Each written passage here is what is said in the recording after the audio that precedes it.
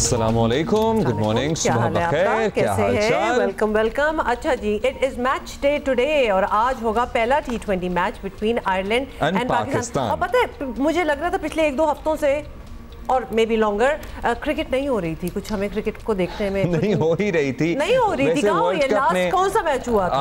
Ireland जो है वो आपको पता है हमें हराने की सलाहियत रखता है, किसी भी टीम को हल्का नहीं लेना चाहिए। वेस्ट इंडीज और इंग्लैंड जैसी टीमों को वर्ल्ड कप में अभी आयरलैंड ने हराया था और हम आपको पता है वर्ल्ड कप की ही तैयारी कर रहे हैं, T20 वर्ल्ड कप की, इसलिए हमें अपनी पूरी जान मारकर खेलना है। अच्छा, can I just point out, we are one of the strongest teams, we have best batters and bowlers. इस वक्त ट्रेनिंग करके आए हैं, अपनी इंजरी से भी बेहतर हो चुके हैं, we are in a good place. मेरा ख्याल है कि अभी पहला मैच हुआ भी नहीं तो आप ऐसी बात नहीं ना वैसे कह रही थी ना, कहाँ क्रिकेट अभी तो न्यूजीलैंड वाली सीरीज हुई है जिसमें जिसमें शायद इतनी अच्छी परफॉर्मेंस नहीं थी, इसलिए आपके जहन से निकल गया, चंद हफ्ते ही पहले हुई। लेकिन आपको पता है ना, उसमें भी हम इक्वल रहे थे। हाँ, मैचेस उन्होंने जीते थे, 2 हमने और 1। We could have been better, but चलिए इस सीरीज में इसी उम्मीद के साथ हम शुरू करेंगे कि इंशाल्लाह हम इस जहन के साथ मैदान में उतरेंगे कि this is our play up to the World Cup. Yes, we all know that. अच्छा, एक और चीज़, कल तक हम आपको ये सारी अपडेट्स दे रहे थे और बता रहे थे कि मोहम्मद आमिर को फास्ट बॉलर को वीज़ा नहीं मिला था, उसको भी वीज़ा मिल गया है। ओके, वीज़ा मिल गया है, so he will be joining the rest of the team. आपको पता है ना? बिल्कुल। So the rest of the team से उनकी मुलाकात हो जाएगी, मिल लेंगे वो, and he will be part of the matches in Ireland. So more on that later in the show. By the way, इस वर्ल्ड कप के माहौल में दाखिल होने जैसा है ये सारा टूर्नामेंट भी, ये सारी सीरीज भी। बाबर पहले ही कह चुके हैं कि अब रोटेशन का टाइम वाइम नहीं है, क्या कॉम्बिनेशंस बन सकते हैं, कौन पहले आएगा कौन बाद में आएगा, किसको पहले आना चाहिए किसको नहीं, ये हम आपस में तो गपशप कर ही सकते हैं ना। और उसके लिए हमारे साथ कुछ ही देर में होंगे सिकंदर बख्त। लेकिन कुछ और प्रेसिंग इशूज़, और कल chief of the army staff का भी बहुत ही अहम बयान आया और उन्होंने भी कोई अभाव नहीं रखा। कल मुल्क भर में सानहा 9 मई की शिद्दत वैसे ही महसूस की गई जैसे 1 साल पहले 9 मई को की गई थी। रियासत अवाम और हुकूमत और फ़ौज हर तरफ से इस वाक़े की न सिर्फ मजम्मत की गई बल्कि इदारे और अवाम इस मामले में यक आवाज़ भी नजर आए। सबसे ज़्यादा भरपूर, दो टोक और सख्त पैगाम army chief general Syed Asim Munir की जानिब से आया। तर्जुमान पाक फ़ौज के मुताबिक आर्मी चीफ ने कहा कि 9 मई का सहबाब रकम करने वालों से कोई समझौता होगा ना डील होगी। वरगलाए गए लोग शक का फ़ायदा दिया जा चुका है। अब खुद को मासूम जाहिर करने वाले असल रहनुमाओं को अपने जराइम का हिसाब देना पड़ेगा। अब साजिश रचाने वाले मनसूबा साज लीडरों के खिलाफ एक्शन होगा। आर्मी चीफ ने ये बातें कल लाहौर में कोर हेडक्वार्टर्स में गैरिजन ऑफिसर्स से खिताब में कहीं। आर्मी चीफ ने वाज़ेह किया कि 9 मई को रियासत पाकिस्तान पर हमला किया गया और इल्ज़ाम भी रियासत पर लगा रहे हैं। अच्छा, और साथ ही उनका कहना था कि ऐसे लोगों से कोई बात नहीं हो सकती। आर्मी चीफ का कहना था कि 9 मई को शरपसंदों ने शोहदा की यादगारों की बेहुरमती की, पुरतशद्दुद और मज़मूम कार्रवाइयों से पाकिस्तान के दुश्मनों को रियासत और कौम का मजाक उड़ाने का मौका फराहम किया गया। आर्मी चीफ ने अफसोस का इजहार किया कि अब वही साजिशी अनासिर ढिटाई से बयानिए को तोड़ मोड़ कर इस मज़मूम हरकत में रियासत को मुलव्वस करने की कोशिश कर रहे हैं। और आर्मी चीफ का कहना था कि 9 मई के मनसूबा साजों सहूलतकारों को इंसाफ के कटहरे में लाया जाएगा। आर्मी चीफ की तरह वज़ीर आज़म शहबाज शरीफ ने काबीना के इजलास में ऐसे ही जज्बात का इजहार किया और 9 मई के मुल्ज़मान को सजाएं ना मिलने पर तशवीश जाहिर की। ये न सिर्फ पाकिस्तान के खिलाफ साजिश थी, बगावत थी, रियासत के खिलाफ बगावत थी, ये अफवाज पाकिस्तान के खिलाफ बगावत थी, और जो शपा सलार हैं जनरल आसिम मुनीर, उनके खिलाफ बगावत थी। 9 मई के मुजरमों को अब तक सज़ा न मिल सकी, उनको कटहरे में लाया ना जा सका, उनको आइन और कानून के मुताबिक सज़ाएँ न मिल सकी। ये है वो चुपता हुआ सवाल जो पूरी कौम आज अपने आप से पूछती है, हमसे पूछती है, और इदारे जिनके लिए ये जिम्मेदारी फ़र्ज की गई है उनसे पूछती है। अच्छा जी, सानिया बता दें, सानिया 9 मई के वाक़यात की मज़म्मत के लिए मुल्क भर में कल रैलियां भी निकाली गईं। शुरका ने फ़ौज के साथ मुकम्मल इजहार यकजहती किया। वज़ीर आला पंजाब मरियम नवाज़ ने जिना हाउस लाहौर में तकरीब से खिताब में 9 मई के मुल्ज़मान को अब तक सज़ा मिलने पर निज़ाम इंसाफ पर सवालात उठाए। साथ ये भी कहा कि दहशतगर्दों से बात नहीं हो सकती। जिन लोगों ने इक़्तिदार की खातिर ये आग लगाई, उस दिन फितना किया, फसाद किया, जिसको पूरी कौम ने अपनी टीवी स्क्रीन्स पे देखा, तो मैं ये पूछना चाहती हूँ कि उनको सज़ा क्यों नहीं मिल रही, उनको बेल्स क्यों मिल जाती हैं? और हमें कहा जाता है उनसे बात करो। हम क्यों बात करें भाई? वो कोई सियासी जमात नहीं, वो दहशतगर्द जमात है, दहशतगर्द रहेंगे, दहशतगर्दों से कोई बात नहीं होगी। जो काट रहे वो खुद आपने बोया है और आपने अपने मुल्क को आग लगा के बोया, और ये कोई छोटा जुर्म नहीं, इसकी सज़ा आपको इंशाल्लाह मिल के रहेगी। उधर खैबर पख्तूनख्वा में हुकूमत बनाने के बाद लग रहा था कि तहरीक इंसाफ के रवैये में तब्दीली आएगी, मगर हुआ इसके बिल्कुल उलट। पीटीआई रहनुमाओं के तुंदो तेज़ बयानात में कमी के बजाय इजाफा ही हो गया है। वफाक पर चढ़ाई तक की धमकियाँ दी जाने लगी। आपको पता ही है, ऐसा तासुर उभर रहा है कि तहरीक इंसाफ अब तक अपनी सियासी ताकत को रियासती इदारों के खिलाफ इस्तेमाल करने में एहतियात से काम नहीं ले रही है। पीटीआई को अब सोचना तो चाहिए कि भाई सानेहा 9 मई भी ऐसी ही एक गलती का नतीजा था जो आज तक इसके गले पड़ा हुआ है। वोट बैंक ज़ाहिर सिंगल लार्जेस्ट इंडिपेंडेंट ग्रुप के तौर पर जब ये पार्लियामान में सामने आए तो अब देखा जाए उसका क्या फ़ायदा हो रहा है। They are still not in the government. Let's see if anything changes, क्योंकि कल बड़ा स्ट्रॉन्ग स्टांस जो था आर्मी चीफ ने लिया, बहुत सी चीज़ें कहीं जो डायरेक्टली एक्चुअली इन्हीं के लिए भी थी। So let's see what happens now. Senior सहाफ़ी उमर चीमा हमारे साथ हैं। उमर, आर्मी चीफ की बड़ी स्ट्रॉन्ग स्टेटमेंट्स थी कल, और बड़ा गैर मुबहिम और बहुत ही जिसको कहते हैं ना डायरेक्ट पैगाम जो है उनकी तरफ से आ गया है। तहरीक इंसाफ 2-3 दिन बड़ा सख्त गैर लचकदार स्टांस लेकर खड़ी थी। क्या अब आपको लगता है कि उनके पास ये चॉइस है कि वो बतौर जमात अपने आप को उन लोगों से दूर कर लें जिनकी बचत अब मुश्किल नहीं लग रही है? देखिए, जो पैगाम की आप बात कर रही हैं वो तो पहले जो DG/ISPR ने एक प्रेस कॉन्फ्रेंस की उसमें भी बड़ा सख्त पैगाम था, और अभी जो एक नया बयान जारी हुआ है ISPR की तरफ से, उसमें जो एक फ़र्क है पहले की निस्बत वो ये है कि इसमें chairman joint chief of staff committee की तरफ से भी वो बयान है और आर्मी चीफ की तरफ से भी है, और वो एक जो DG/ISPR की प्रेस कॉन्फ्रेंस है उसका इआदा है। अब क्या PTI वाले जो 2-3 दिन से इतने ऑफेंसिव स्ट्रेटजी पे खेल रहे थे, वो इसलिए तो नहीं खेल रहे थे कि वो कोई प्रेस कॉन्फ्रेंस की वजह से कोई बहुत ज़्यादा उम्मीदें लगाए हुए थे। PTI की ओवरऑल स्ट्रेटजी यही है कि offence is the best defence, और वो खेल में किसी हद तक भी जा सकते हैं, और उसमें वो अपने कोई स्टेक नहीं समझते। उनके ख्याल में ये है कि अगर हम हुकूमत में नहीं होते तो हमें इससे फ़र्क नहीं पड़ता कि पाकिस्तान का क्या बनेगा। और आपको याद होगा इमरान खान ने ये कहा था कि अगर ये चोरों और डाकुओं को हुकूमत देनी है तो इससे बेहतर है कि पाकिस्तान पे आके कोई एटम बम मार दे। यानी कि उनकी एक डेस्परेशन की ये कैफियत है, या खुद गर्जी की ये कैफियत है।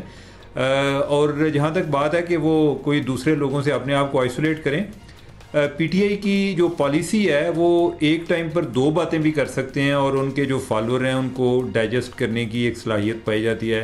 इमरान खान एक तरफ जो 9 मई के वाक़े को वो फॉल्स फ्लैग ऑपरेशन का भी नाम दे रहे होते हैं कि ये एक फॉल्स फ्लैग है, और दूसरी तरफ वो ये भी कह रहे होते हैं कि मुझे अगर दोबारा गिरफ़्तार किया गया, हालांकि अभी वो जेल में है, वो कहते हैं कि अगर दोबारा गिरफ़्तार किया गया तो मेरे लोग यही करेंगे।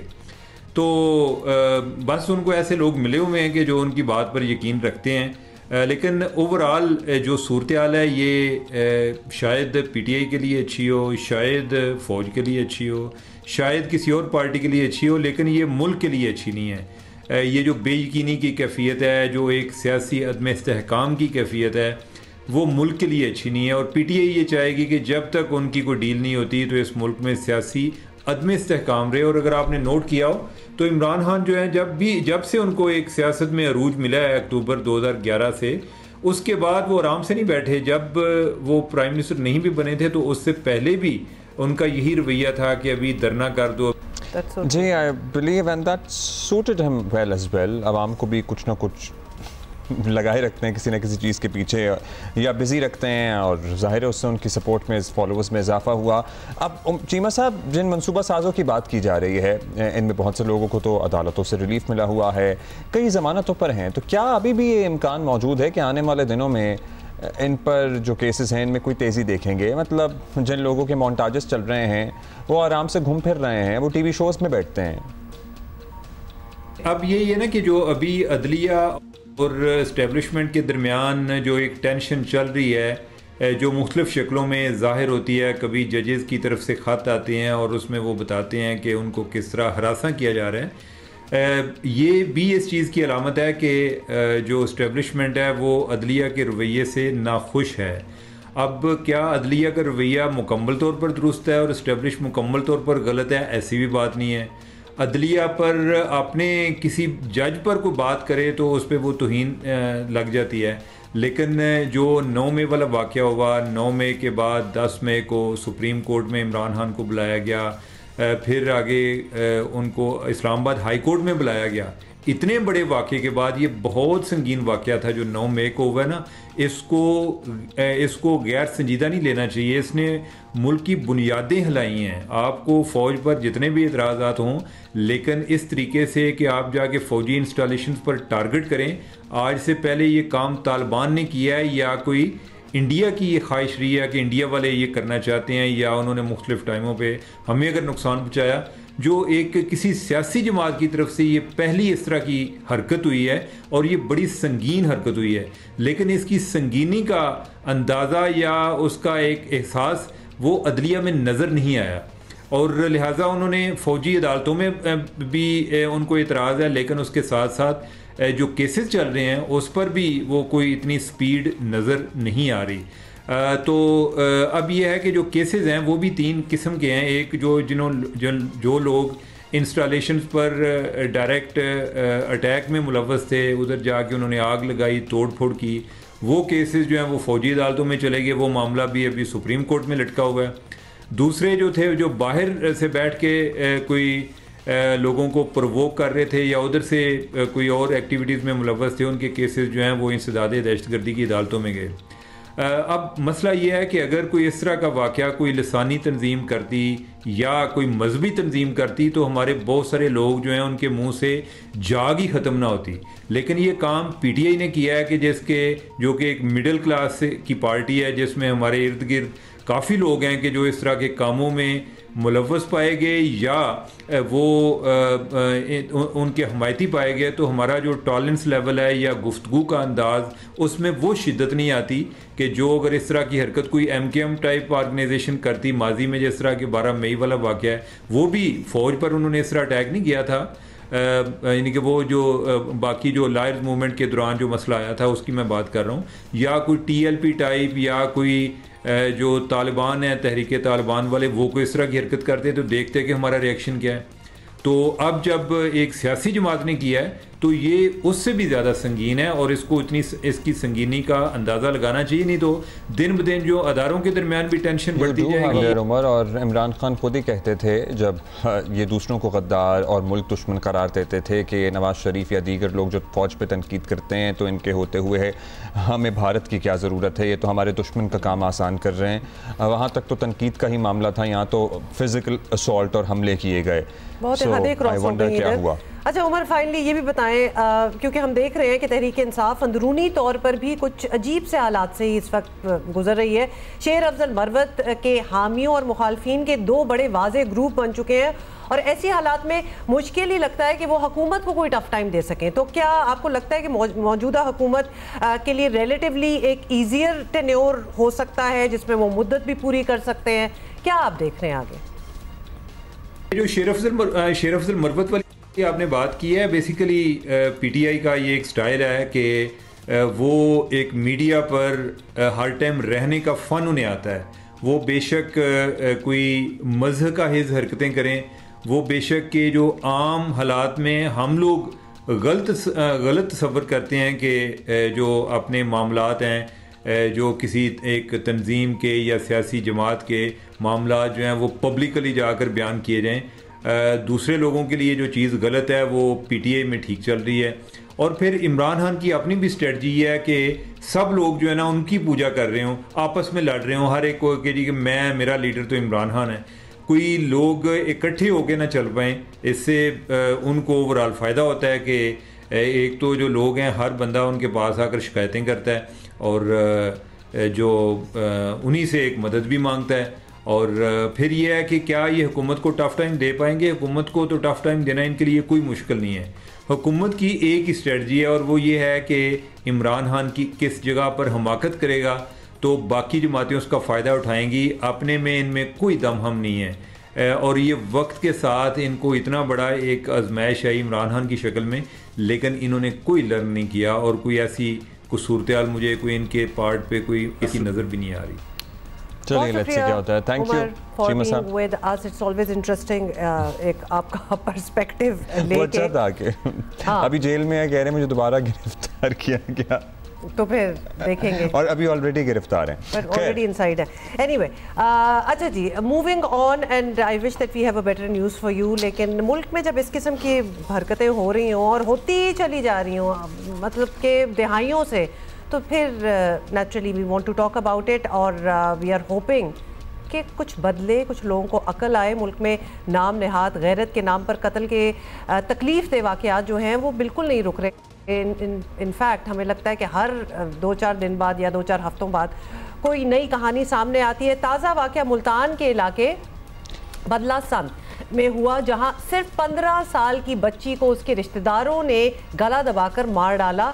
और सोच ही लें कि क्यों मार डाला होगा, क्योंकि शक कर रहे होंगे ये कुछ कर रही है। पुलिस के मुताबिक मुलजमान ने एहसान फातिमा को कत्ल करने के बाद खुदकुशी का रंग देने की कोशिश की। अच्छा, उसके बाद फिर वो ज़्यादा ये भी नहीं होता ना कि अब कत्ल कर दिया तो ओन इट, अब हम कहेंगे कि नहीं उसने खुदकुशी करने की कोशिश की है। कत्ल में मुलविस बच्ची का चचा और 2 कजन्स, ये आप जरा अब्दुल्ला सोचे, ना माँ है ना बाप है ना भाई है। उसको चचा भी मार सकता है, उसको कजन भी मार सकता है, उसको भाई भी मार सकता है, उसको बाप भी मार सकता है, उसको शौहर भी मार सकता है, उसको बॉयफ्रेंड भी मार सकता है, उसको कोई भी मार सकता है। एक्चुअली मोहल्ले में भी किसी को शक हो जाए ना या कुछ हो जाए कि मुझे अच्छा नहीं लगा कि ये दुकान तक क्यों गई है और हमारी इज्जत तो हिल गई है इसमें, आओ मार दें। वो उसको बिरादरी में से भी कोई मार सकता है। मतलब this is still the reality है कि हमारे यहाँ औरत की जान की कोई कीमत नहीं है। ताहाल पाकिस्तान के एक बहुत बड़े हिस्से में बहुत से इलाके ऐसे हैं जहाँ पर it is easier to kill a woman than anybody else. मेरा ख्याल है कि एक बकरी के बच्चे को या गाय को मारना या जानवर को मारना ज़्यादा मुश्किल होगा,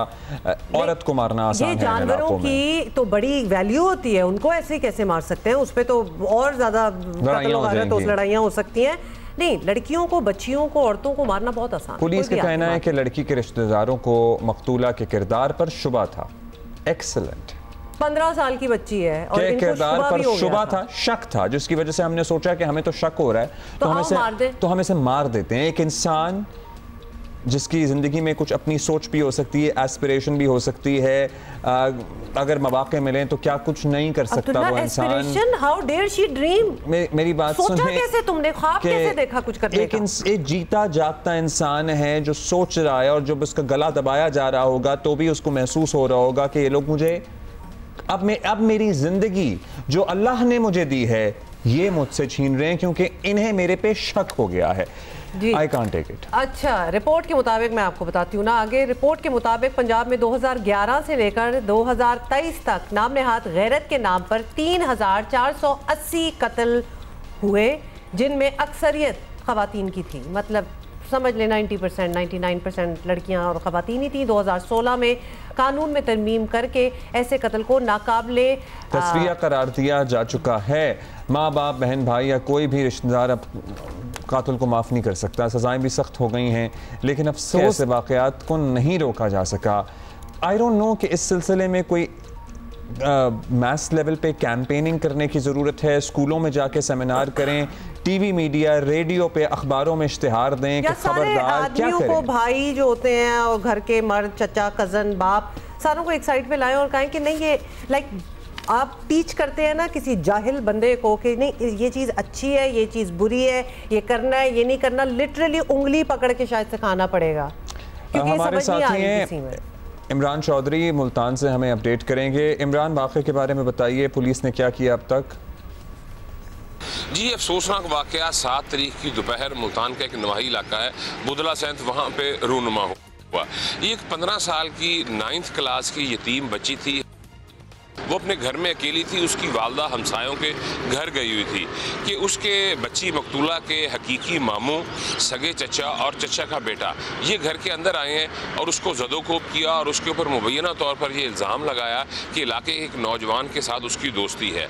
इसके बाद इन तीनों उसके जो करीबी रिश्तेदार थे उन्होंने उसी बच्ची का जो दुपट्टा था उससे उसका गला दबाकर उसको कत्ल किया और उसके बाद उन्होंने एक ड्रामा रचाया, इस बच्ची की लाश को घर के एक पंखे से लटका दिया और उसके बाद 15 पर पुलिस को इतला दी कि उनकी भतीजी ने जो है वो खुदकुशी कर ली है। बच्ची की जो वालदा थी उसको जब पता चला तो वो घर आई, तो उसने आते साथ ही जो उसका पहला रिएक्शन था, जो उसने पुलिस को बयान दिया, तो उसका यही कहना था कि ऐसा मुमकिन नहीं है कि मेरी बच्ची खुदकुशी कर ले, क्योंकि घर में इस तरह की कोई परेशानी या उसके साथ कोई लड़ाई झगड़ा नहीं था।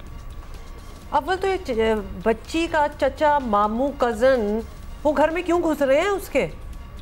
सबसे बड़ी बात तो इधर ही होनी चाहिए। अगर इतनी आपको मतलब आप एक मुसलमान हैं, आपको गैरत के नाम पे आप ये कत्ल करने को किसी को राजी हैं, how dare you cross into somebody's house?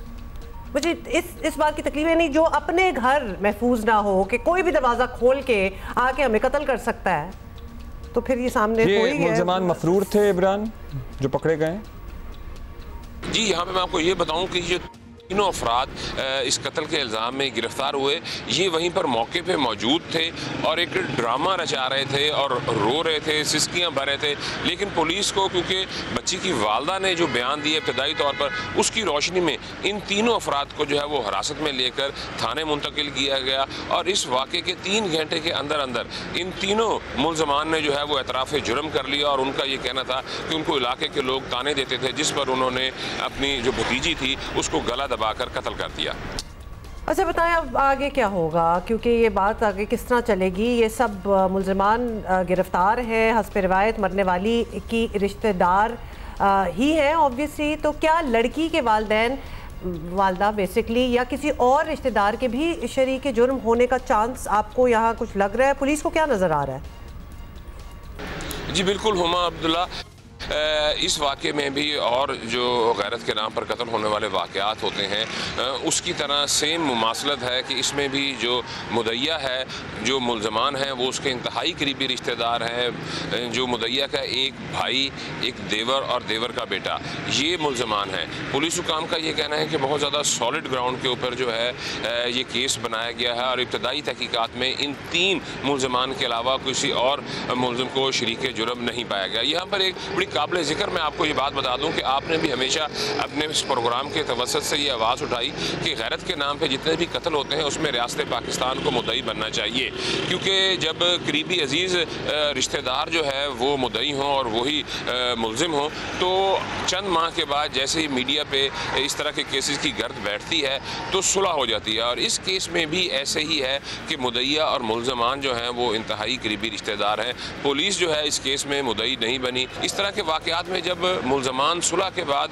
बाहर आते हैं तो सोसाइटी में एक बड़ा स्ट्रॉन्ग मैसेज ये जाता है कि गैरत के नाम पर ये इल्ज़ाम लगाकर किसी को भी अगर कत्ल कर दिया जाए तो 3 से 4 माह के बाद वो जिस वक्त रिहा होकर बाहर आ जाते हैं। तो इस वजह से हमारे माशरे में जो गैरत के नाम पर कत्ल के वाक़यात हैं वो रुक नहीं रहे, उनमें कमी नहीं हो रही। और इस तरह के वाक़यात ख़ास तौर पर जनूबी पंजाब जो है एक बैकवर्ड एरिया है, यहाँ पर भी इस तरह के वाक़यात बहुत ज़्यादा रूनुमा होते हैं। Thank you for letting us know. और यहाँ हम वज़ीर आला पंजाब को बराह रास्त मुदाखलत करने की गुजारिश करेंगे इस मामले में, क्योंकि पुलिस अभी तक इसमें मुद्दई नहीं बनी है।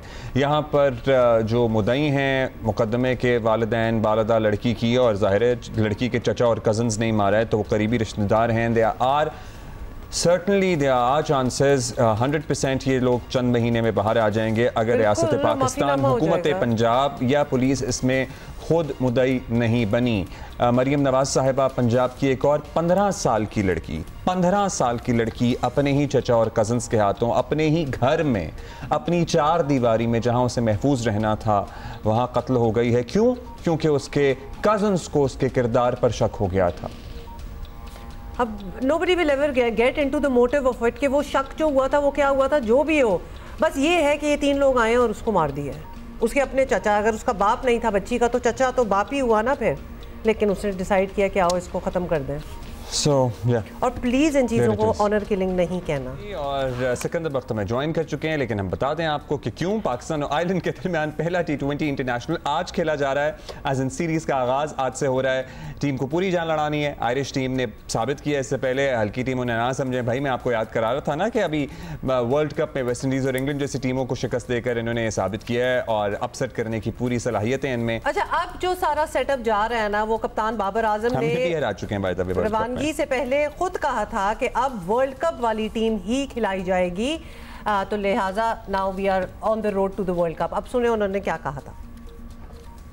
वर्ल्ड कप सर पे, और अभी जितने मैचेस भी होंगे उसमें हम कोशिश करेंगे कि जो जिस टीम के साथ हमने खेलना है वर्ल्ड कप के लिए, उनको प्रॉपर अपॉर्चुनिटी मिले। कम्बिनेशन जो भी हमारी बॉलिंग की कम्बिनेशन है, बैटिंग की कम्बिनेशन है, वो हम सॉर्ट आउट करेंगे और कर लिया ऑलमोस्ट, और उसी को हम लेके चलेंगे। सो ये है जी लेटेस्ट। और अच्छी बात यह है कि मोहम्मद आमिर को भी आयरलैंड का वीज़ा फाइनली मिल गया है। और क्या होना चाहिए, क्या होना चाहिए आज, हमारी क्या स्ट्रैटेजी होनी चाहिए, किसको ओपन करना चाहिए, किसको वन डाउन आना चाहिए। सिकंदर क्या हाल है आपका? Welcome welcome. अच्छा, when it comes to cricket और कोविड और any other thing like that, हम सब आपस में, हम बहसीत कौम, हम जब 4-5 लोग मिलके बैठते हैं तो हम भरपूर बातें कर सकते हैं इन पे, इन मौजूआत पर। ये तो बड़े हमारे फेवरेट वाले टॉपिक्स हैं। तो सिकंदर क्या लग रहा है आपको, what are your thoughts? By the way बाद में पूछेंगे क्या स्ट्रेटजी होनी चाहिए एंड ऑल दैट, लेकिन क्या थॉट्स हैं? Are you feeling confident for the team? Thoughts की बात मैं एक जरूर कहूंगा, जब भी मैं आपके प्रोग्राम के लिए बैठता हूँ तो आप लोग कभी कभार ऐसी खबरें सुनाते हैं कि दिल खून के आंसू होने लगता है। अभी आपने जो खबर, यकीन करें, मुल्तान के पास जो भी वाकया हुआ है, खून के आंसू हो रहा था। एनीवे, वो तो एक हमारे माशरे का एक ऐसा अलमिया हो गया है कि जिसमें मैं सिर्फ अदालतों को ब्लेम करूंगा जो इन चीजों के फैसले नहीं करते। अच्छा, अब बात समझ में नहीं आ रही, या तो लड़के सारे फिट हो गए, बाबर ये भी कह रहे हैं कि जी मैं तो वही टीम खिलाऊंगा जो कि वर्ल्ड कप खेलेगी, तो फिर हम अनफिट लड़कों को कैसे चेक करेंगे? क्या वो पार्ट ऑफ द टीम होंगे? क्या हारिस रऊफ इतने फिट हो गए, या सिर्फ उनको रखा जाएगा कि उनका नाम है और उनको लेके जाएंगे? तो बहुत से सवाल आते हैं। देखिए, रोटेशन पॉलिसी पे हम बिलीव करते हैं, ये वहाब रियाज कह रहे हैं। अब वहाब रियाज का अपना अलग स्टेटमेंट है, बाबर का अलग है। अगर रोटेशन पॉलिसी की बात करते हैं तो मैंने तो पहले भी कहा था कि बाबर को चाहिए कि इंग्लैंड तक वो खुद अपना बैटिंग ऑर्डर नीचे करके नए बच्चों को ऊपर चांस देके देख लें एक दफा, आखिरी दफा आयरलैंड के खिलाफ, कि जी ये इतने वर्ड्स रखते हैं कि हमें वही लड़कों को खिलाना पड़ेगा जो हमेशा से खेलते आए। रिजवान को जैसे मैं सपोर्ट करता हूँ कि वो परफॉर्मर है, जो भी लड़का उनकी जगह खेला। लेकिन बाबर कह रहे थे कि भाई अब टाइम नहीं है, अभी एक्सपेरिमेंट करने का टाइम खत्म हो गया, वो न्यूजीलैंड की सीरीज तक ही कर सकते थे हम। तो उन्होंने क्या किया? ये सवाल हो सकता है कि उन्होंने उसमें क्या तजर्बा किया। रिजवान नहीं खेले, आजम नहीं खेले, हारिस नहीं खेले, तो भाई ये तो हमारे मेन प्लेयर लग रहे हैं। रिजवान तो है, हारिस भी खेलता रहा थ्रू आउट, आखिरी सीरीज तक वो खेलता रहा है। वो अलग बात है कि ऑस्ट्रेलिया नहीं गया, मगर वो न्यूजीलैंड में जाकर तो खेला है। तो क्या ये लोग खेले? नहीं खेले, तो आप कैसे कह सकते हैं कि आपने नहीं किया? इसमें इतना हार्ड एंड फास्ट रूल ना बनाए कि जी बस वही लड़के खेलेंगे, बस वही होगा, ऐसा नहीं होता। लेकिन सिकंदर, जरा आप एक कैप्टन की थॉट के थ्रू हमें बताएं, why would he say that? मतलब अभी भी there are a lot of matches left before the world cup, तो अगर वो रोटेशन या एक्सपेरिमेंटेशन या किसी और को करे तो कोई इसमें there is no harm in it. वो क्या सोच रहे होंगे क्या कि नहीं जी अब वही खेलेंगे जो अल्टीमेटली जाके वहां खेलेंगे? मेरी बात का बुरा ना मनाया जाए, मैं बहुत माजरत खा हूँ ये बात करने से पहले कि क्या आप बाबर की जो बातें करते हैं कि आपको मतलब है कि कई दफा उसमें लॉजिक्स नजर नहीं आती। मैं बहुत माजरत खा हूँ, मैं दिल से माफी मांगता हूँ ये बात करने की। वो ये कह रहे हैं ना कि भाई अब हम फाइनल ही टीम खिलाएंगे ताकि आगे हम बस उसी कॉम्बिनेशन के साथ आगे बढ़ें। इसमें क्या आप लोग दूसरे लोग बैठ के बातें ना करें ना कि हम रोटेशन पॉलिसी करेंगे, फला करेंगे। What is the rotation policy? फिर वो क्या होती है? एक जगह तो कप्तान कह रहा है कि बस अब खत्म, मैं तो अब वही टीम खिलाऊंगा, दूसरी जगह दूसरे लोग क्यों भी बातें करते हैं? एक तो हर एक से बात नहीं करानी चाहिए, हर आदमी आकर अपनी बात करता है। अच्छा, वैसे इनमें से कौन गलत है? मेरा ख्याल है कि दोनों किसी मैच कोई बीच की राह दोनों सब लोग मिलकर निकाल ही सकेंगे। आई बिलीव 3 मैच है ना, ये 3 मैच में आप जो एक्सपेरिमेंट्स करने इस 3 मैच में करने, उसके बाद आप समझ जाएं कि वर्ल्ड कप आपका इंग्लैंड से शुरू हो रहा है। हाँ, चलें ठीक है, आयरलैंड के 3 मैच में एक तजर्बा कर लें, इंग्लैंड से फिर आप फाइनल टीम खिलाएं, ऐसे शुरू कर दें। बिल्कुल, ये तो मैं डे 1 से कह रहा हूं ताकि आपको ये तो आपको पता तो चल जाए कि लड़कों की फिटनेस क्या है। अगर सपोज करें कोई लड़का फिट नहीं है, आप उसको अभी चांस नहीं दे रहे हैं कि मैम लेके जाएंगे, ये हमारा बंदा है, वहां जाकर पता चला अभी तक 100% फिट नहीं हुआ, तो आप कैसे देखेंगे? देखें, मैंने पहले बार बार कहता हूँ, आप किसी बड़े क्रिकेटर को, मैं बहुत छोटा आदमी हूँ, चले किसी बहुत बड़े क्रिकेटर को बुला के पूछ लें कि जो फिटनेस है वो किस तरह चेक होती है। मैच में होती है ना, एक लड़का बॉल करा रहा है नेट्स में, वो कराता रहेगा, सब कहेंगे आए आए आए तू की गेंदा कर रहे हैं, मगर वो अलग चीज है। मगर जब आपको चौका पड़ता है ना, तो फिर आप जोर लगाते हैं, वही सारा खेल है। अच्छा, ये आप सिकंदर बाबर की स्टेटमेंट में भी बात कर रहे थे अभी, क्या हम ये भी एक पहलू सोच सकते हैं कि शायद सारे फैसले बाबर के नहीं हैं? I mean there are so many other people involved in it as well, कि सारी टीम को अब वही टीम नहीं। हुमा, मैं इसीलिए कह रहा हूँ कि वो दे मेक श्योर कि एक आदमी बात करे, ताकि फिर मुख्तलिफ बातें हैं कि एक अच्छा, ये तजर्बा करना है हमने आयरलैंड के 3 मैचेस में, क्या करें? देखिए, आप अपने जो मैंने देखें पहले भी कहा था कि बाबर थोड़ा सा नीचे आ जाए, ठीक है। नए बच्चों को उस्मान खान है, आप लेके जा रहे हैं ना, उस्मान खान ने इतनी बड़ी कुर्बानी दे दी, उसको दे रहे हैं, फिर आपने अगर ये तजुर्बा नहीं करेंगे इसके अंदर, तो फिर आप इमाद को खिलाएंगे या आप उसको ये जो सलमान अली आगा को खिलाएंगे, ये भी ऑलराउंडर है, फिर तीसरा ऑलराउंडर आपके पास शादाब है, तो कोई तो खेलेगा ना, एक आदमी, बाकी क्या करेंगे? तो उनको भी आजमाएं आप, तो उनको खिला दें, सारों को देखें कौन क्या करता है। एक मैच में एक को ऊपर भेज दें, दूसरे में दूसरे को भेजें, देखें तो उनमें टप्पड़ भी है या नहीं है, उनके रिदम आया हुआ है नहीं आया। देखें, इमाद वसीम को आपने क्या खिलाया? 2 मैच खिलाए, कि नहीं? That's all the time we have, but अभी ये जो इंस्टाग्राम की तस्वीर चल रही थी जिसमें सारे बैठ के गप्पे लगा रहे थे, इसमें ये बाबर ने लगाई इंस्टाग्राम पे, जिसमें लिखा हुआ था फखर जमान गॉसिप किंग। ये तो बाबर की अपनी पोजिंग है ना, I like what is wearing. हाँ, नहीं, शादाब ने लगाई हुई थी भाई, गॉसिप किंग इज फखर जमान। ठीक है जी, अब आपको समझ आ गया कि कौन। बिल्कुल बिल्कुल, और बड़ा दिल चाह रहा है कि फखर जमान को अब नेक्स्ट बुलाएं। मेरा ख्याल है कि अब दिल चाह रहा है कि फखर जमान को चाय पे बुलाएं हम। Exactly, we want to know what the gossip is. अच्छा जी, आज जब हर चीज़ का डेटा जो है वो फिंगर टिप्स पे है, जैसे बैंकिंग कर लें, शॉपिंग, कारोबार समेत हर चीज़ ऑनलाइन हो चुकी है, हफ्तों के काम अब दिनों में होते हैं, तो ऐसे में आम शहरियों के लिए बरवक्त पासपोर्ट हासिल करना एक इतना लंबा, तवील और सब्र आजमा काम क्यों है? पासपोर्ट ऑफिस में टोकन के लिए भी लोगों को एजेंटों के पीछे भागना पड़ता है। वैसे एजेंटों वाला मामला तो अब ख़त्म होना चाहिए। शुक्र है कि अब हालात बदलने जा रहे हैं। वफाकी वज़ीर दाखिला मोहसिन नकवी की हिदायत पर हुकूमत ने बड़ा कदम उठाया है। कराची और लाहौर में एक पासपोर्ट ऑफिस ने अब 24 घंटे सर्विस देना, as in 1 in each city ने अब 24 घंटे देना सर्विस शुरू कर दी है। यहाँ तक कि पासपोर्ट ऑफिस इतवार को भी बंद नहीं होगा। ग्रेट, बिलाशुबा ये वो काम है जो बहुत पहले हो जाना चाहिए था। देखिए, इसमें भी 2-4 सवाल हैं। अब व्हाट अबाउट दोज पीपल, ठीक है जी, आपने 24 घंटे अपने पासपोर्ट ऑफिस खोल दिए, लेकिन व्हाट अबाउट दोज पीपल जिन्होंने ऑलरेडी अप्लाई किया हुआ है और महीनों गुजर गए, उनके पासपोर्ट्स नहीं आए, क्या उनके भी अभी दिनों में आ जाएंगे? क्या होगा? हाँ, उस प्रोसेस को भी सर्टेनली एक्सपेडाइट करना चाहिए। कराची में हमने अपने नुमाइंदों को रिक्वेस्ट की, नुमाइंदे को कमर अली हमारे साथी हैं, और ये हमने अभी नहीं, ये हमने अलसुबह इन्हें रिक्वेस्ट की थी कि हमें जो एग्जैक्ट पूप फूटने वाला वक्त है ना, उस वक्त के मनाजिर बताएं कि सिचुएशन क्या होती है उस वक्त पासपोर्ट ऑफिस में। कमर अली मस्तोई ने हमारे लिए ये तमाम मनाजिर अक्सबंद किए। वफाकी हुकूमत की जानिब से कराची में पासपोर्ट ऑफिस को 24 घंटे ऑपरेशनल कर दिया गया है। इस वक्त हवाई मरकज़ में हम रीजनल पासपोर्ट ऑफिस में मौजूद हैं। इस वक्त के मनाजिर हम दिखाएंगे आपको। शहरी रात में भी पासपोर्ट बनवाने के लिए आ रहे हैं। तमाम काउंटर्स जो हैं वो पासपोर्ट ऑफिस के एक्टिव हैं। तमाम यहाँ पर स्टाफ जो है वो पासपोर्ट बनाने में मसरूफ़ है। शहरियों का ये कहना है कि रात में जो है वो उनके लिए काफ़ी आसानी हो रही है। दिन में टाइम कम होता था, अपनी मसरूफियात के बायस जो है पासपोर्ट नहीं बना सकते थे। उनका कहना है कि वफाकी वज़ीर दाखिला की जानिब से 24 घंटे पासपोर्ट ऑफिस को ऑपरेशन करने का जो फ़ैसला है वो बहुत अच्छा है। पासपोर्ट ऑफिस के असिस्टेंट डायरेक्टर फ़ारूक सियाल साहब हमारे साथ मौजूद हैं, हम उनसे बात करेंगे।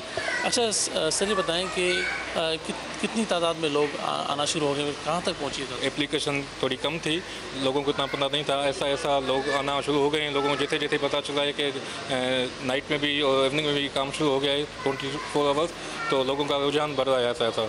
तो अभी माशाल्लाह आप देख रहे हैं, तो अभी रात के 12 तकरीबन 1 बज गया है, 1:45, तो आप देख सकते हैं कि लोग आ रहे हैं और भी इंशाल्लाह रात से चला है। अच्छा सर, रात में तो बैंक्स बंद हैं, तो जो लोग यहाँ पर बनवाने के लिए आ रहे हैं पासपोर्ट, फ़ीस किस तरह पे कर सकते हैं वो? जी सर, ये हमारे पास ऑनलाइन एप्लीकेशन फ़ीस जमा होती है, वो लोग अपने खुद भी अपने ऐप से डाउनलोड करके फ़ीस जमा कर सकते हैं, वो भी हमारे पास फैसिलिटी है। और ना अगर दिन को चालान जमा होगा वो भी चल जाएगा, वो भी जमा करते हैं। अच्छा, एक तो यहाँ पर बैंक है जो हवाई मरकज़ में, दूसरा अगर वो जो सदर पासपोर्ट ऑफिस में बैंक है, अगर वहाँ पर कोई फ़ीस जमा करे उसका चालान एक्सेप्ट हो गया यहाँ?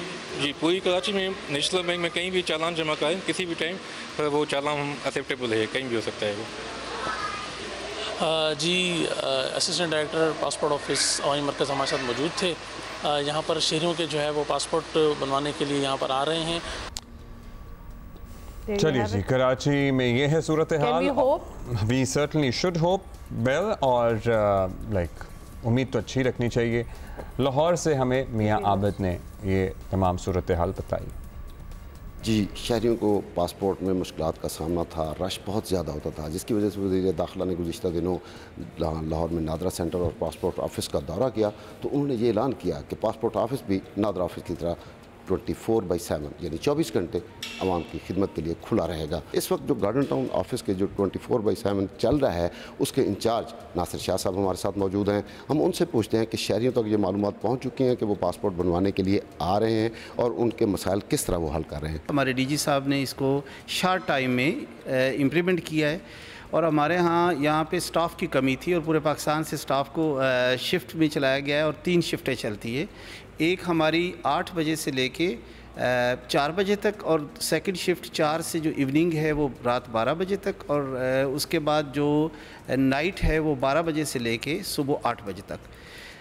तकरीबन 500 के करीब मॉर्निंग शिफ्ट में होते हैं, और अभी जो अवेयरनेस लोगों को प्रोवाइड की जा रही है, और इसमें तकरीबन 250-300 एप्लीकेशन जो है वो डेली प्रोसेस हो रही है इवनिंग शिफ्ट में, और उसके बाद 100 के करीब जो है वो नाइट शिफ्ट में प्रोसेस हो सकता है। और इंशाल्लाह जैसे जैसे आम पब्लिक तक अवेयरनेस जाएगी ये रश बढ़ता जाएगा। शहरियों तक शायद अभी तक पूरी इन्फॉर्मेशन नहीं पहुंच सकी, इसकी वजह से रश कम है, लेकिन नासिर शाह साहब का ये कहना है कि लोग आ रहे हैं और पासपोर्ट बन रहे हैं। अच्छी बात है। मेरा सिर्फ ये मुतालबा है कि जितने दिन कहा जाता है कि इतने दिनों में आपका पासपोर्ट मिल जाएगा, जैसे कि 21 दिन कह रहे हैं, या फिर अर्जेंट बेसिस जब आप करवाते हैं 7 दिन, तो उतने दिनों में मिल जाए, क्योंकि कुछ लोग आपको पता है महीने कहते हैं और फिर 3-3 महीने पासपोर्ट नहीं मिलता। सो दैट इज हम तक भी कुछ ऐसे रिपोर्ट हो रहे हैं केसेस जहां बहुत डिले हो रहे हैं पासपोर्ट के डिलीवर होने में। ये भी कहा जाता है पेपर नहीं है, you know something like that, कुछ ऐसी बातें भी हो जाती हैं। बात यह है कि जो टाइम दिया गया है बस उसमें टाइम। शदीद गर्मी पड़ रही हो और फिर मौसम अच्छा हो जाए और बादल आ जाए और बारिश बरसना शुरू हो जाए तो अच्छा ही लगता है। ये हुआ है हमारे यहाँ नहीं, लाहौर में भी नहीं, इस्लामाबाद पिंडी में मौसम अच्छा हो गया है, बादल आ गए हैं, बारिश हो रही है। इस्लामाबाद पहले खूबसूरत शहर है और हसीन लग रहा है। लुक एट दिस, खुशबू आ रही है बारिश की। हाँ, खैर मुझे तो दिल में बसता है ना इस्लामाबाद, तो अब क्या कर सकते हैं। हाउएवर बस बारिश जितनी नज़र आ रही है ना उससे ज़्यादा ना बढ़े, क्योंकि आपको पता ही ना, कुछ पता भी नहीं चलता।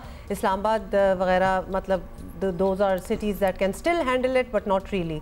नाला लई की बहुत बुरी हालत हो जाती है रावलपिंडी में जब बहुत ज़्यादा बारिश हो जाए। अच्छा, खैबर पख्तूनख्वा के भी मुख्तलिफ अजला में बारिश का इम्कान जाहिर किया जा रहा है। पेशावर में भी बताया जा रहा है कि बादल आ गए हैं, मतलब आलूद है, बारिश बस किसी भी अच्छा इस वक्त अभी हम आपको रावलपिंडी के भी शॉट सिखा रहे हैं। और पेशावर में बाय द वे, ये तो रावलपिंडी इस्लामाबाद में ऑलरेडी बारिश होना शुरू हो गई है, पेशावर में 3 दिन तक बारिश हो सकती है।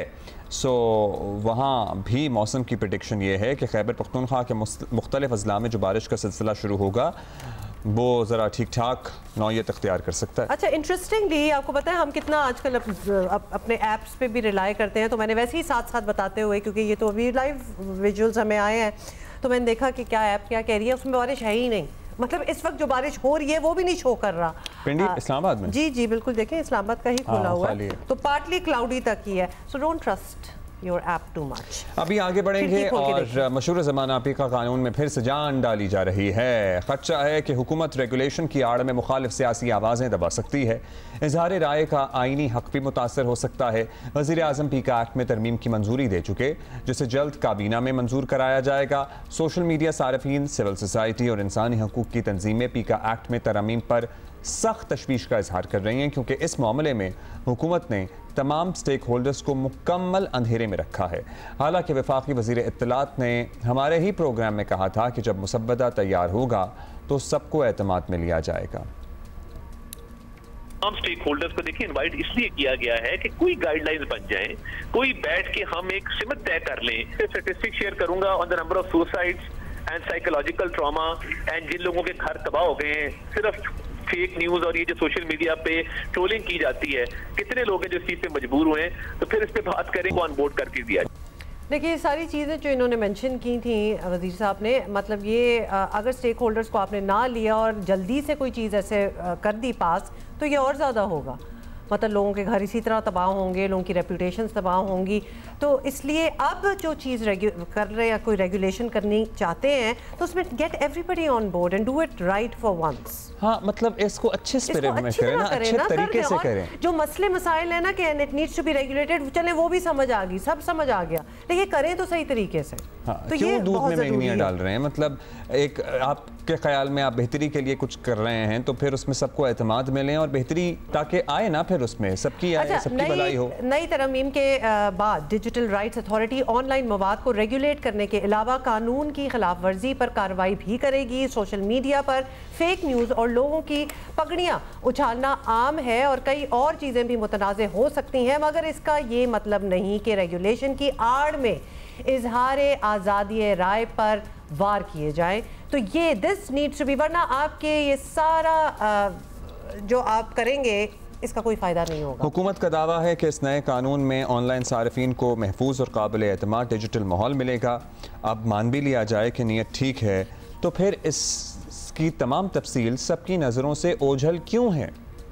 ये एक अहम सवाल है। अहम सवाल है और यही सवाल हम पूछ रहे हैं। मुस्लिम लीग नून के रहनुमा सेनेटर तलाल चौधरी हमारे साथ हैं। तलाल चौधरी साहब, ऑब्वियसली हम यही बात कर रहे हैं और पीका कानून पर साल तनकीद करने के बाद इसे एक बार फिर सोशल मीडिया रेगुलेशन का नाम देकर लाने की ज़रूरत पड़ रही है। सबसे पहले तो ये बता दें ये ज़रूरत पड़ क्यों रही है, और वो भी ऐसे कि किसी एक स्टेक होल्डर को एतमाद में नहीं लिया, इतनी जल्दबाजी क्यों है?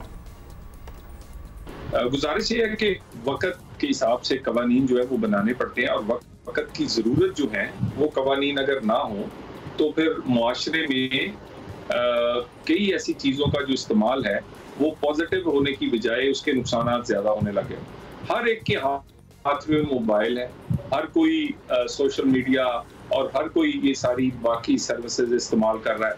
इसमें फ्रॉड भी हो रहे हैं, इसमें झूठी खबरें भी फैलाई जा रही हैं, इससे लोगों का ज़ाती तौर पे भी लोगों को नुकसान पहुंचाया जाता है, उनके कारोबारों को भी नुकसान पहुंचाया जाता है, मुल्की लेवल पे मुल्क को भी और मुल्की अदारों को भी नुकसान पहुंचाया जाता है।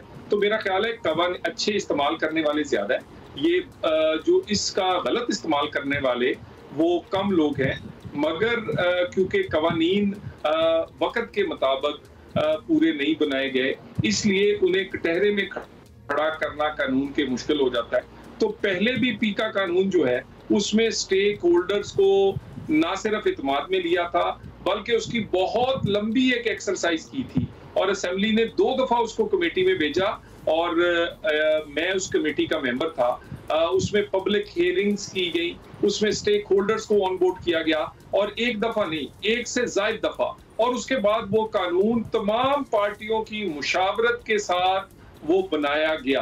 अब फिर कोशिश करेंगे, ये किसी का जाती कानून नहीं है, इस पे कोई एक ऐसा एजेंडा नहीं है कि जिसको पूरा करने के लिए ये कानून चाहिए। ये वक्त की जरूरत है और ये कानून बनाना जरूरी है जिसके लिए असेंबली अपना फर्ज जरूर उसको निभाना चाहिए। और फिर कानून जो आपने इतनी नोक पलक सवार के बनाया था वो आपके हक में उठने वाली आवाज़ों और आप लोगों के अपने खिलाफ इस्तेमाल हुआ जब आप ज़ेरे आताब थे। अब चौधरी साहब, इस कानून पर अभी से आपकी इत्तेहादी पीपल्स पार्टी वाले तशवीश का इजहार कर रहे हैं जो तरमीम की जा रही है, जिसकी वज़ीर आज़म ने मंजूरी भी दे दी गई है। अगर इस अथॉरिटी का और कानून में तरमीम का फैसला हो भी गया है तो पार्लियामेंट में आपके पास नंबर्स हैं ये पास कराने के? अगर पीपल्स पार्टी पीछे हट गई तो कैसे पास कराएंगे? देखिए, एक तो मैंने आपसे कहा है कि हमें उम्मीद है कि ये कानून यूनानिमसली सारे लोग इसको सपोर्ट करें, इसमें तमाम स्टेक होल्डर्स भी शामिल हों। और पहले भी पीपल्स पार्टी को हमने ऑन बोर्ड लिया था, बहुत सारी तरमीम जो थी उस वक्त भी पीपल्स पार्टी की प्रपोज करने पर की गई थी और मैंने आपको बताया कि हमारा कोई ऐसा एजेंडा नहीं है कि हमने ये कानून जो है किसी खास वजह से बनाना है। ये मुल्क की ज़रूरत है, वक्त की ज़रूरत है, और इसके बगैर अब आप देख लें दुनिया भर में जहाँ ये जब से सोशल मीडिया और बाकी चीज़ें जो हैं इंटरनेट यूज़ बढ़ गया है, तो कवानीन बने हैं, अथॉरिटीज़ बनी हैं और बड़े सख्त कवानीन बने हैं दुनिया भर में। तो हमारे यहाँ भी इसकी ज़रूरत है। तो मेरा ख्याल है इसमें जो पॉजिटिव कंट्रीब्यूशन है वो सबको करनी चाहिए, ना कि सिर्फ इस पे हम कोई ना कोई तनकीद करते रहे। ठीक है, आप तराज साहब बड़े कन्विंस करने की कोशिश कर रहे हैं, कुछ बातें समझ भी आ रही हैं, लेकिन जब हुकूमती नुमाइंदे कहते हैं कि कानून बड़े ज़रूरी हैं और उनके बगैर गुजारा नहीं, तो याद आ जाता है कि बिना किसी कानून के बिल्कुल गैर आइनी और कानूनी तौर पर कई महीनों से ट्विटर भी बंद है। जो एक्स है ट्विटर, वो बिल्कुल बंद चल रहा है। मतलब कानून की इतनी परवाह है तो उसको खोल दें, स्टार्ट विद दैट, मतलब एक कॉन्फिडेंस बिल्डिंग मेजर पे। देखिए, एक तो बहुत सारे ऐसे ममालिक जिनमें जमहूरियत जो है वो जिसकी मिसालें दी जाती हैं। अमेरिका को टिकटॉक पसंद नहीं है, वो कहता है कि नहीं, ये हमारी मुल्की मुफाद के खिलाफ है, हम इसको ख़त्म कर देंगे। इसी तरह बाकी बहुत सारे ममालिक में ये कवानीन मौजूद हैं और हालात के मुताबिक किस सर्विस को कितनी इजाज़त देनी है। और मसलन ये व्हाट्सएप कॉल्स हैं, पाकिस्तान में चलती हैं, बहुत सारे तरक्की याफ्ता ममालिक हैं, वहाँ पर इनके लिए पाबंदी है। तो ये आप हर कोई अपने मुल्की हालात के मुताबिक ये तमाम सर्विसेज जो है वो उसको चलाने का या फिर उस पर किसी खास मुद्दत के लिए कदम लगाने का फैसला करता है। और मुझे ये बताइए कि इससे अगर कोई ये अखज़ करता है कि शायद इससे पता नहीं कोई हुकूमत ने कोई चीज़ निकाली है, नहीं, ये फैसले जो है ये कतई तौर पे किसी पार्टी या किसी हुकूमत नहीं बल्कि मुल्की मुफाद में किए जाते हैं। बहुत शुक्रिया आपका तलाल चौधरी साहब। लेकिन अमेरिका में टिकटॉक बंद हो नहीं गया, अभी वहाँ पे अवामी सतह पे इस पर बहस जारी है, उसमें अदालतों में ऑलरेडी लोग चले गए हैं। सो उनके लिए इतना आसान नहीं है एक दिन सुबह उठ के टिकटॉक पे पाबंदी लगा देना, जिस तरह हमारे यहाँ आसान था एक दिन सुबह उठ के एक्स बंद कर देना और बंद कर देना, उसके बाद भूल जाना, ये भी ना ओन भी ना करना कि जी हमने बंद किया। दूसरी चीज़ प्लीज़, जब आप लोग हवाला देते हैं ना किसी और मुल्क के कानून का, अमेरिका में हो रहा है, अरब ममालिक में हो रहा है, तो बाकी जो और बहुत से कानून होते हैं ना उनको भी बीच में ले आए। मतलब आइसोलेटेड एक उठा के आप कंपैरिजन नहीं कर सकते, otherwise we have absolutely no comparison. उनके यहाँ लॉज भी हैं और उनको ऑनर भी किया जाता है, उनको फॉलो भी किया जाता है। और हम जमहूरियत तो कंपैरिजन है ही नहीं ना। एक जमहूरी इस्लामी मुल्क होने पे फख्र करते हैं ना, जहाँ की आप मिसालें दे रहे हैं, व्हाट्सएप कॉल नहीं चलते, वहाँ पे बादशाहते हैं। यहाँ पर तो हम ज़ाहिर है इस चीज़ के खिलाफ हैं। एक जमहूरी मुल्क है, जमहूरी रिवायात होनी चाहिए, सो वो भी मलहूज़े खातिर रखें। 2016 में आप लोग ये पीका का कानून लेके आए, जिस पे उस वक्त भी तनकीद की गई, जिस पे आप कह रहे थे बड़ा काम किया है, लेकिन फिर वही आपके मुखालिफ दौर में आप ही के खिलाफ इस्तेमाल हुआ और उसमें बाजू मरोड़ने वाली चीज़ें डालकर फिर उसको इस्लामाबाद हाई कोर्ट ने कलअदम करार दे दिया। फिर अब दोबारा आप उसके पीछे पड़ गए हैं, और वो पीछे पड़ने पे एतराज़ नहीं है, एतराज़ इस पे कि क्या छुपा रहे हैं। अच्छा जी, ये बात क्या छुपा रहे हैं भाई, ये बता दें ज़रा। ये भी बस एतमाद मिले सबको, किस कोई बेहतरी सभी लोग बेहतरी चाहते हैं ना, कोई भी नहीं चाहता कि मेरी आपकी हुमा की और भी जितने लोग बैठे हैं सोशल मीडिया पर झूठी बातें करें, कोई नहीं चाहता ना। ये हम ये सब किसी तरीके से किया जाना चाहिए, क्योंकि यहाँ पे जब छुपाया जाता है ना, हमेशा ये ट्रैक रिकॉर्ड है किसी भी हुकूमत का, आपकी बात भी चलें कर लेते हैं बाकी लोगों को भी, कि उसमें फिर दाल में काला होता है। हाँ, एब्सोल्युटली। और ये इतनी बार एग्जांपल सामने आ चुके हैं कि अभी तक हम why are we fooling ourselves again. और हम बड़े एक्साइटेड हैं इवन इस डिस्कशन के लिए, क्योंकि बलूचिस्तान में कोयटा में रौनकें लगने वाली हैं, और रौनकें होंगी फाइनली अदब की, सकाफत की, शेर व शायरी की, लिटरेचर की, आर्ट, मतलब यू नेम इट। तो लिहाजा जी कोयटा में पाकिस्तान लिटरेचर फेस्टिवल की तैयारियां बिल्कुल जारी हैं। कोयटा का अदबी मेला Karachi arts council of Pakistan की उन्हीं कोशिशों का हिस्सा है, जिसके तहत मुल्क भर के बड़े शहरों में अदबी मेले मुनक्कद कराए जा रहे हैं। But it will be perhaps the first time in Quetta, तो we are specially very happy. 15 और 16 मई को होने जा रहा है, यानी कि कमिंग वीक में अदबी मेले में बलूचिस्तान के मुमताज अदीब, शुअरा, फनकारों के अलावा Iftikhar Arif, Anwar Maqsood, and the list is long. List is actually so long कि अदाकारा माहिरा खान भी है, अदाकारा माहिरा खान, हम पाकिस्तान आर्ट्स काउंसिल के सदर अहमद शाह साहब से पूछते हैं अस्सलाम वालेकुम शाह साहब, सबसे पहले इसके लिए पेश की मुबारकबाद। बहुत शुक्रिया। आप बताइए कि ख्याल तो बहुत अरसे से था, फाइनली हो रहा है, क्या तैयारी है? बहुत तैयारी है, महीने 1.5 महीने से काम कर रहे हैं और मैं शुक्रगुजार हूँ इस पाकिस्तान के जितने बड़े सेलिब्रिटी हैं। जब मैंने उन्हें बताया कि आपको पता है कि मैं एक मिशन पे हूँ, मैं इस मुल्क को जोड़ना चाहता हूँ, मैंने कश्मीर से लेकर सक्कर तक किए, तमाम ज़बानों की प्रमोशन करना चाहता हूँ और ये सब एक नुक्ते पे इनका जोड़ना ज़रूरी है, वरना हमारी फेडरेशन बैन था कमज़ोर हो रही है और हम सब मिल के उसको तोड़ने की कोशिश कर रहे हैं। मुझे इतनी लंबी बात करनी नहीं पड़ी, माहिरा खान से लेके और अनवर मकसूद, बुशरा अंसारी, सारे बड़े एंकर, मतलब यानी एक तो बलूचिस्तान से जैसी बुरी बुरी खबरें आती हैं, मेरा ये ख्याल था कि हर आदमी भाग जाएगा और कहेगा कि शाह साहब मेरी शूट है, मेरी फिल्म है, मेरा शो है। उल्टा हुआ है और 76 साल में कभी ऐसा कुछ नहीं हुआ और एक इमेज बना हुआ है। आपको पता है कि बलूचिस्तान में बैन अल-अक़वामी और मुल्की तौर पे बहुत सारे लोगों के इंटरेस्ट हैं। बलूचिस्तान पाकिस्तान का सबसे रिचेस्ट सूबा होना चाहिए, वहाँ सोना है, तांबा है, पीतल है, खरबों डॉलर का पेट्रोल है, पोर्ट है, लोग गरीब हैं। इस पे सेशन है, खुशहाल बलूचिस्तान, मजबूत पाकिस्तान। उसके अलावा वहाँ तालीम पे सेशन है, वहाँ बच्चियों की तालीम पे सेशन है, ख़वातीन जो वहाँ स्ट्रगल कर रही हैं उस पे सेशन है, इकॉनमी पे सेशन यहाँ है। से तो लोग मान गए, जो कि ऑब्वियसली आप किसी को भी दावत देंगे क्योंकि कोयटा वैसे भी आम इस तरह जाते नहीं है, लेकिन आपको सारे बड़ा मुश्किल है, सिक्योरिटी के इश्यूज भी होते हैं। लिस्टर्स जो हैं उन्होंने आपको हाँ कर दी, वहाँ से क्या रिस्पॉन्स है? रजिस्ट्रेशन वगैरह आपने खोली? रजिस्ट्रेशन हमने खोली और बंद कर दी, यानी हमने ज़्यादातर हमारा होता है कि 95% हमारे पास यूथ आती है। सक्कर में 2 लाख आ गए थे। बलूचिस्तान की जो सिचुएशन है उसके अंदर हर आदमी को यह यार बहुत ज़्यादा लोग ना हो। हमारा तो मसला ये है कि बहुत ज़्यादा लोगों के बगैर तो हमारा गुजारा नहीं होता। तो 3 दिन में 16,000 रजिस्टर हो गए, रजिस्ट्रेशन बंद कर दी। अब कोशिश कर रहे हैं कि इसको कम करने की कोशिश कर रहे हैं। अदरवाइज मैं आपको बताऊं, आधा बलूचिस्तान इसमें आ जाएगा, 2-3 लाख का शहर इसमें आ जाएगा। वैसे भी इस किस्म के इवेंट्स तो हमने लेकिन ये जो पटाखे फूट रहे हैं, ये जो बलूचिस्तान मरकज़ है बैन अल-अक़वामी साजिशों का, इंटरनेशनल इंटरेस्ट भी है वहाँ, तो मुझे अंदेशा, मैं सोया नहीं, मेरी आंखें देखें आप। नहीं इंशाल्लाह सब मैं इसलिए नहीं सोया कि कोई खुदा न खास्ता ऐसा कुछ ना हो, और अगर ये हो गया तो इसने, और इंशाल्लाह होगा तो ये पूरा सिनेरियो तब्दील करेगा। ये जो हमारे लिए सब बुरा बुरा नजर आता है, वहाँ पे मेहरगढ़ पे सेशन है, 8,000 साल पुरानी तारीख है, इंसानियत कोयटा पे सेशन है, की सबसे पुरानी तहजीब को अब मेहरगढ़ माना जाता है। सेलिब्रेट करेंगे बरावी, बलोची, पश्तो और हज़ारा की लैंग्वेज, सबके मुशायरे हैं, सब पे सेशन है, ऑल इंक्लूसिव। म्यूजिक का क्या इंतजाम? म्यूजिक हमने बहुत बड़ा म्यूजिक फेस्टिवल रखा था, आसिम अजहर, सायर अली बग्गा सब जा रहे थे।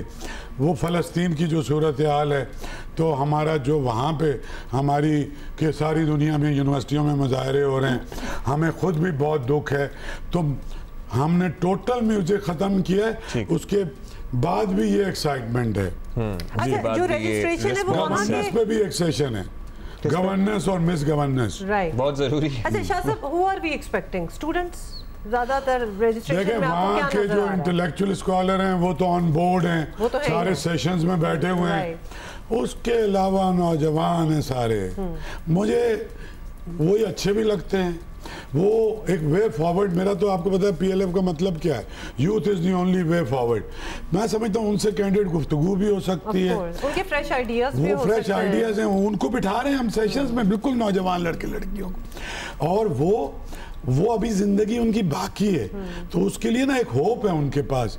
पिछली नस्लें शायद होप लूज़ कर गई हैं, तो मैं अपनी होप लूज़ नहीं करना चाहता, इसलिए मैं नौजवानों ही को ज़्यादा, हमारे पास मेरे ख्याल में अभी तक 99% नौजवान रजिस्टर। और आप you get along well with नौजवान एज़ वेल, आप खुद भी चूंकि नौजवान ही हैं, हम कंसीडर करते हैं इसलिए। बस अगर मेरा आप ये बाल और दाढ़ी और ये लकीरें ना देखें कोई नहीं, तो हम नहीं देख रहे क्योंकि आपकी बातें ये मानी भी नहीं रखती, क्योंकि आप जो काम कर रहे हैं ये नौजवान आपसे इंस्पायर होते हैं। 18 till I die, तो वो बिल्कुल कायम है, एनर्जी का लेवल वही है, वो तो हमने आंखों देखा हाल है हमारा। अच्छा जल्दी से लोग जो हमें देख रहे हैं 15 और 16 मई को ये फेस्टिवल सुबह 10 बजे से रात तक।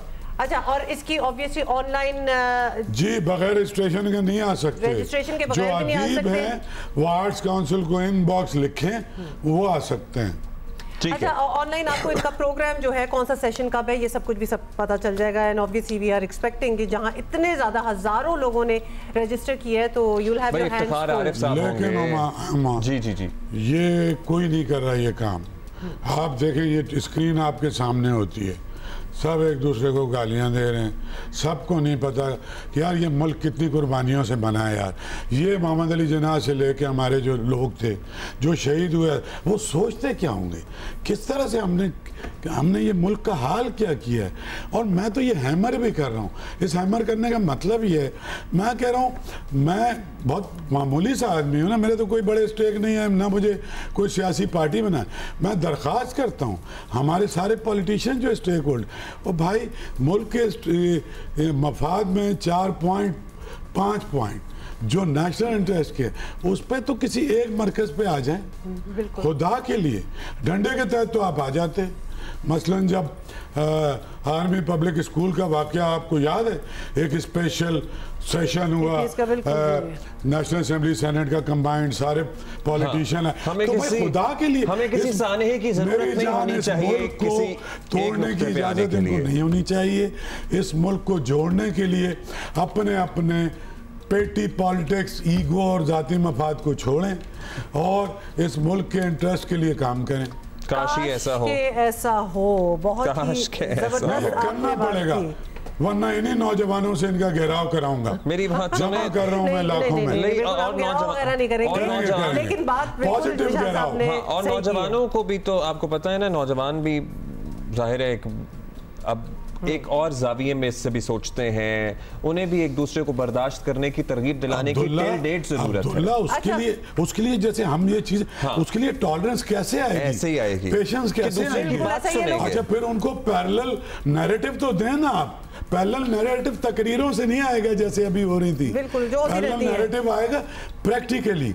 आप सबसे पहले तो अपने कल्चर को, अपने हेरिटेज को, अपनी तहजीब को, अपनी जबानों को ओन तो करें, खुदा के लिए ओन करें। अच्छा, सो अ लॉट मोर, ये भी आपने एक झलक जो है वो देख लिया, what you can expect promo on 15th and 16th of May in Quetta for the Quetta Literature और इंशाल्लाह इसके कामयाब इनेकाद के बाद हम थैंक यू शाह साहब, thank you for being here. साथ ही हम एक ब्रेक ले रहे हैं। दरिंदगी और वहशत की कोई भी इंतहा होती है? इस कहानी को सुन के तो ऐसा लगता है नहीं होती। बाज़ औक़ात यकीन नहीं आता कि इंसान इस हद तक घटिया हो सकता है। हाफिज़ाबाद में इमाम मस्जिद ने 5 साला बच्चे को ज़्यादती का निशाना, 5 साला बच्चे को, मुलज़िम के खिलाफ मुकदमा दर्ज करके उसे गिरफ्तार कर लिया गया है। FIR के मुताबिक मौलवी अफजाल 5 साला बच्चे को बहला फुसला कर अपनी हवेली ले गया, बच्चे से ज़्यादती की और उसे शदीद ज़ख्मी हालत में छोड़कर फरार हो गया। मुलज़िम ने एतराफ़ जुर्म भी कर लिया by the way, so there is no कहानी के जी हुआ नहीं हुआ, कोई लोग मोर्चा लेके बाहर ना आ जाए ना, इसलिए मुलज़िम ने एतराफ़ जुर्म ऑलरेडी कर लिया। हाँ, लेकिन आपको पता है ना फिर वो एंड में इस बात पे भी मुड़ जाते होते हैं कि हमने एतराफ़ जुर्म तो डर के मारे, खौफ के मारे, ब्ला ब्ला ब्ला इसलिए किया था। जैसे ही इनको सपोर्ट मिलती है ना, ये मुड़ जाते हैं, अपनी बात से फिर जाते हैं। मोहम्मद ज़मीर, सैयद मोहम्मद ज़मीर हमारे साथी हैफज़ाबाद से हमारे साथ हैं, वो हमें बताएंगे। बताइएगा कब हुआ एग्जैक्टली ये वाक़या, अभी क्या कार्रवाई की है? जब मुकामी ज़िम्मेदार का 5 साला मासूम बेटा अब्दुल्ला घर से बाहर गया तो मौलवी अफजाल जो कि इमाम मस्जिद बताया जाता है, और वो बच्चे को वरगला कर अपनी हवेली में ले गया, जहाँ पर उसने बच्चे से ज़्यादती का इर्तिकाब किया तो बच्चे की हालत गैर हो गई। जब अब्दुल्ला के वालिद रासब अली ने बेटे को तशवीशनाक हालत में देखा तो उसने फौरी तौर पर इस बारे में पुलिस थाना काले की को आगाह किया। अच्छा, ये एक मुलजिम गिरफ्तार तो ऑब्वियसली हो गया और हम उसकी वो फेडेड तस्वीर भी देख रहे थे। कैन नॉट बिलीव उस आदमी की, उस शख्स की तस्वीर और उस बच्चे की तस्वीर। एनीवे, आप बताएं कि आमतौर पर इस तरह के केसेस में पुलिस पर बड़ा प्रेशर होता है कि मुलजिम को छोड़ दिया जाए, तो क्या यहाँ भी ऐसा कोई प्रेशर है? जी, हमारी इस सिलसिले में एसएचओ काले की हाफिज अहमद जमाल साहब से तफसीली बात हुई है। उन्होंने बताया कि जब ये घनौना वाक़या उनके इल्म में आया तो उन्होंने मुलज़म जो कि फ़रार हो चुका था उसे जदीद टेक्नोलॉजी की मदद से ट्रेस करके चंद घंटे बाद ही एक डेरे से गिरफ़्तार कर लिया। उन्होंने मज़ीद बताया कि इस सिलसिले में पुलिस पर किसी किस्म का कोई प्रेशर नहीं है और ना ही वो किसी प्रेशर को खातर में लाते हैं। मुलज़म अफसर दौरान तफ्तीश अकरार जुर्म कर चुका है, इसलिए पुलिस अब मुतासरा फैमिली को इंसाफ दिलाने में कोई कसर नहीं छोड़ेगी। अल्लाह करे ऐसा ही हो। अब जब ऐसा वाक़या सामने आता है तो ख़दशा मौजूद रहता है ना कि कई विक्टिम्स होंगे इसी मुलजिम के। ये तो एक केस है जो रिपोर्ट हो गया है, पुलिस इन लाइंस पे भी कोई तफ्तीश कर रही है। मतलब उस विक्टिम की उम्र देखें, लगता नहीं है कि आज उसको याद आया था क्या वो ये करते हैं, वो कर रहा होगा अरसे से। हमने इस बारे डिस्ट्रिक्ट पुलिस ऑफिसर जनाब फैसल गुलजार साहब जो कि एक मंजे हुए और तजर्बाकार पुलिस ऑफिसर हैं, उनसे बात की तो उनका कहना था कि मुलज़म की गिरफ्तारी के फ़ौरन बाद पुलिस ने तमाम पहलुओं को मद्देनज़र रखते हुए तफ्तीश की है, लेकिन पुलिस को इस वाक़या से पहले मुलज़म अफजाल की किसी और बच्चे से ज़्यादती का कोई वाक़या ना मिल सका है। शुक्रिया आपका। सैयद अहमद ज़मीर, नुमाइंदा जियो न्यूज़। इसके बाद ना कोई बात करने को बिल्कुल मूड नहीं हो रहा।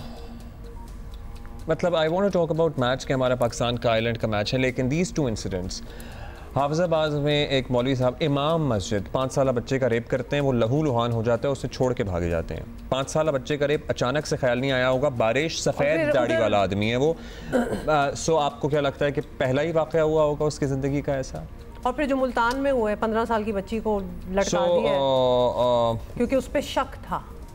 मतलब उधर शक था, इधर ये चीज़ें हो रही हैं और एतराफ़ जुर्म भी हो चुका है। हाँ, क्या हो रहा है? मतलब कि क्या ये थॉट प्रोसेस है? How can you look at a child and think कि आओ इसको तबाह कर दें?